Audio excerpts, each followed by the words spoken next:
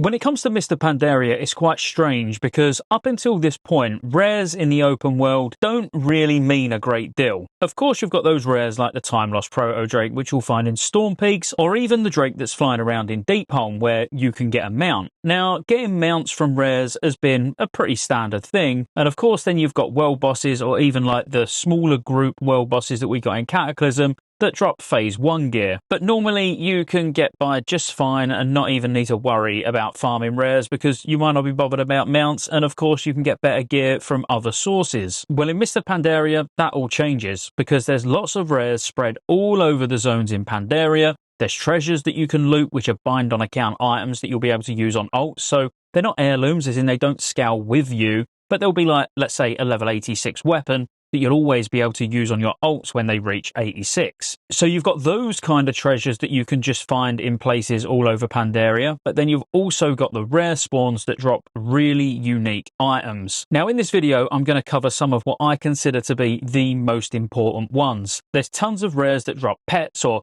sort of transmog type items where it changes you into a Mogu or has some sort of killing blow effect. We're not going to cover the ones that are purely aesthetic, that change the look of your character or give cool effects or anything like that. We're going to focus on the ones that drop items that can be used in dungeons, that can be used in challenge modes, that just make playing your class a better experience, or even things like free flasks when you're running around in Pandaria. So without standing on ceremony, let's get into them. First of all, we've got Rod of Amber Shaping. Now this drops from Scythic that you'll be able to find here. None of these rares are particularly challenging. In fact, all of the different types of rares all have exactly the same abilities. So if you're fighting a Hosum, for example, they'll have Banana Rang, Toss Filth and Going Bananas. Or if you're fighting a Jinyu, they'll have a Water Bolt, which is just a little bit of spell damage, a Torrent, which need interrupting, and Rain Dance, where you just have to move around. But ultimately, none of the rares are particularly difficult, especially if you've got a bit of gear. Now for this particular rare, it's in Kunlai Summit, and if you see the cave at Kotar Peak, you know that you're in the right area. Just look down to the edge of the mountain where the flags are, and you'll see the rare if it's available. Obviously use Rare Scanner or something like that. You'll have an add-on that will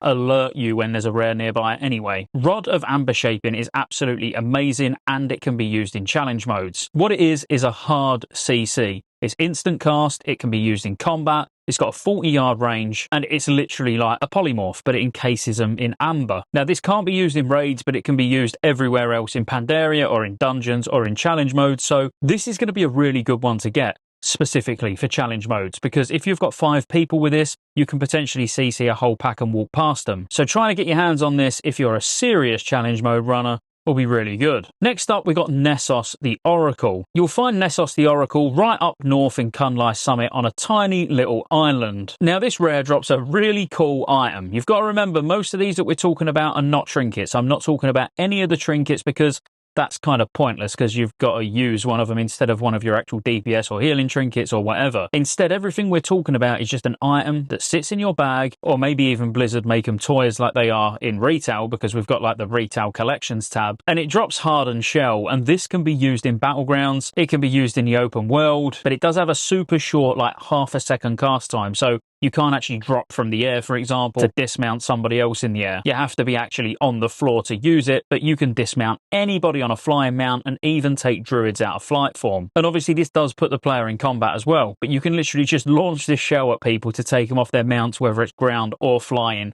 Just a really satisfying thing to have. Next up, in Dread Waste, we've got Garlock. Now, Garlock drops a really interesting item called Eternal Warrior's Sigil. Now, this gives you 90% health and 90% mana over 6 seconds, and it's only on a 5-minute cooldown. If you get hit while you're channeling this, obviously it will stop the effect. You're not going to be able to use it in raids or dungeons or anything like that, but if you're in the open world, because you can't use it in combat, by the way, but if you've just been grinding away, just killing stuff, and then you're on 10% health and mana and you use it, it's really quick. And to be fair, because it's on a short cooldown, being only 5 minutes, once you've got this, you'll never need food or water on any class. If only it was bind on account though. But it's absolutely crazy. Again, just a really useful item to keep in your bag for when you're running around doing dailies or doing world bosses or whatever you're doing. Next up is going to be one that you've heard of, I would imagine, because it is just so ridiculously overpowered, and it comes from Kroll the Blade. Now this, I would say, is probably going to be the most camped rare in Mist of Pandaria, just hands down.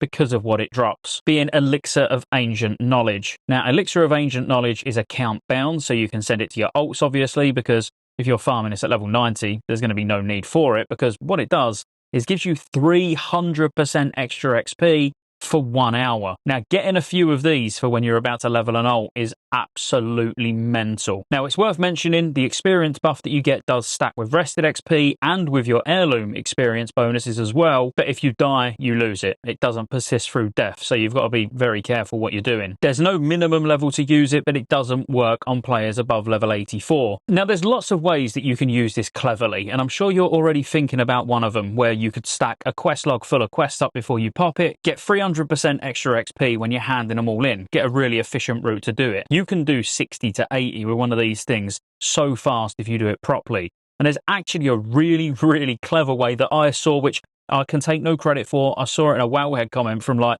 2014. Now, for someone like me that enjoys doing pet battles, there's a really clever way that you can get XP really fast on alts and not really feel like you're doing a great deal if you manage to get one of these potions, because you'll be able to do the daily pet quests where you fight the trainers. And for Alliance, for example, you've got Westfall, Redbridge, Duskwood, Booty Bay. They're all pretty close together, even then going over to the Barrens if you was to take the boat or have your Hearthstone set there. Now, because these quests are actually account wide, you can log on your main and run around and do all these quests, but obviously don't hand them in, and then log on your character that's used the XP potion and just hand all of those in, log out, do the same again the next day. Just a little tidbit I thought I'd throw in for you. But yeah, the triple XP potion is absolutely insane and definitely going to be heavily farmed. Now, the next one I really like, and depending on how it actually works in MoP Classic, is either going to make this incredibly broken, or it's still going to be really good, but just not quite as broken as it used to be back in the day. Because this does actually work on servers that I play on, but let me tell you what it is first. It's the Aqua Jewel. Now, this comes from Sard Tidehunter. Now, just on its own, it's absolutely amazing because it's not a trinket, it's just something that sits in your bag or may sit in the toy box, as I said earlier. And on a 1 hour cooldown, it increases your swim speed by 50% and allows underwater breathing for 10 minutes. Now, I know it's got a big cooldown, but how often do you really need to go swimming around? So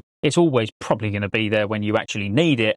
But the really, really insane thing about this, if it works how it used to, is it gives you a really nice effect to your character. It makes you look all watery and almost translucent. Now, as a druid, if you actually go in flight form, and this works with some mounts as well, it almost makes you invisible, which is absolutely insane for world PvP or just general farming or anything like that, not being able to be seen. You're almost a stealthed bird. And you can see, while you can just about make out that there is actually a druid there, because of the effect plus bird form, invisible bird. Everyone likes free stuff, and next up we've got Helpful Wiki's Whistle. Now, this comes from Major Nanas in Vale of Eternal Blossoms. Now, what it does is calls forth Wiki, and you speak to him and tell him to go off and forage for you. Now, once you've killed 50 mobs, that's the exact mob count that you need to do. So if you call him out every day and then you're going out doing dailies or whatever you're doing, once you've killed 50 mobs, he comes back and gives you a bag. Now, in the bag, you're not going to get anything super useful, but you'll get some potions, some elixirs, maybe some trash items to vendor. You can get Motes of Harmony as well, Windwall Cloth, and even Ghost Iron Ore. None of it's massive, but it's literally free every couple of hours, assuming that you're using it on cooldown. So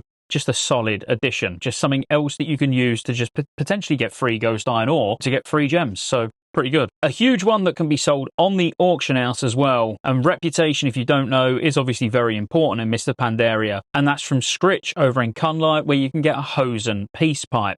Now, what the Peace Pipe does is increases reputation with denizens of Pandaria by 1,000. Now, you can only use this once every 7 days. It is a one-time use thing, so once you've bought it, you use it and it's gone, but 7 days later, if you get another one, you can use it again. These will be selling for a lot on the auction house because 1,000 reputation with all of the reps in Pandaria is obviously pretty huge. He always spawns in one of these little caves around this camp here, so just go check around there when you're going out and finding Shah each week to go and do the world boss.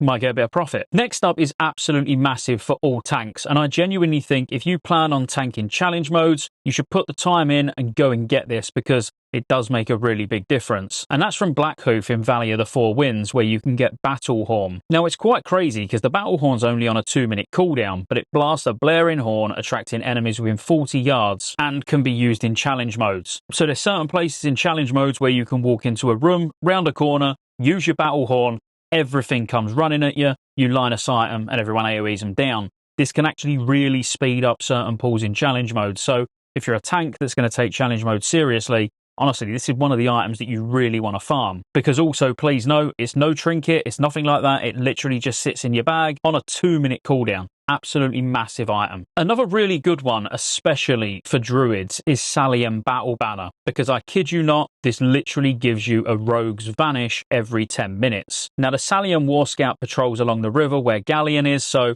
it's going to be quite fiercely contested, this, because every time a raid group forms to go and kill Galleon, odds are someone's going to see it. But if you're lucky enough to get this, what it does is puts you in stealth for 1 second and summons a War Scout. And the War Scout will basically just run in a straight line and just aggro anything and then either die or run off. But because you get into stealth for 1 second, as something like a druid, this knocks you out of combat. So you can macro this and prowl together, so it takes you out of combat and you prowl instantly, and boom, you've got yourself a vanish. Now, that's absolutely how it should work, and I would love to show you it working properly, but on P servers, it don't seem to actually function how it should and how it will in MoP Classic. Now, one thing I'd like to note when you actually start looking up this item in particular is there's a lot of misinformation about where it can and can't be used. This can be used in challenge modes and dungeons, and obviously out in the open world, so you can potentially vanish as a druid to be able to get a mass res off if a bad pull happens in a challenge mode. So again, it's good for everyone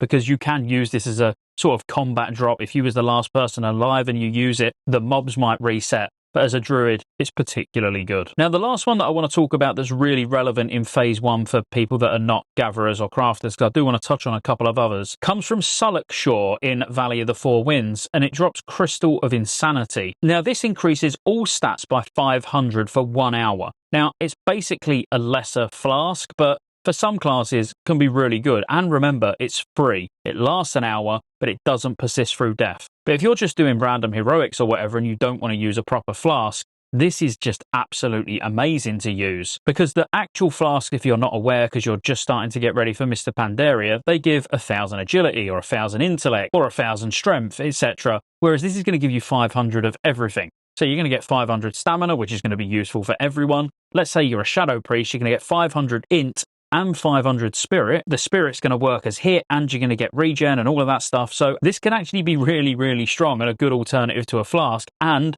once you've got it, it's free. This is actually one that I will try and get hold of, especially for my main, because it's nice to use when you're just running around doing dailies or you're going to do world bosses. And, you know, you're going to kill a world boss in like 2 minutes. Using a flask for a world boss is pointless. You'd waste this 1 hour cooldown on it though. One that I absolutely have to mention because whilst it's not that useful, it is pretty cool. And that's the overgrown lily pad that you can get from Selena. Now, firstly, you can't use this as a druid. So don't try and farm this as a druid. It does absolutely nothing. But for every other class, for a full hour, this gives you symbiosis. So if you don't know what ability you get from a druid when they put symbiosis on you, from using this item, you're going to get that ability. If you respec or you go in dungeons or anything like that, you are actually going to lose the buff. But if you're in the open world and let's say you're a warlock, you're going to get rejuve. So you've actually got a pretty strong heal while you're just running around in the open world to life tap and then rejuve yourself. It's on a 1 hour cooldown that lasts an hour. So again, you don't want to die because you're going to lose the effect and then you're not going to get it back until it resets. But it's just another really cool, useful item that once you've got it, you'll really miss it when you're on other characters running around in the open world,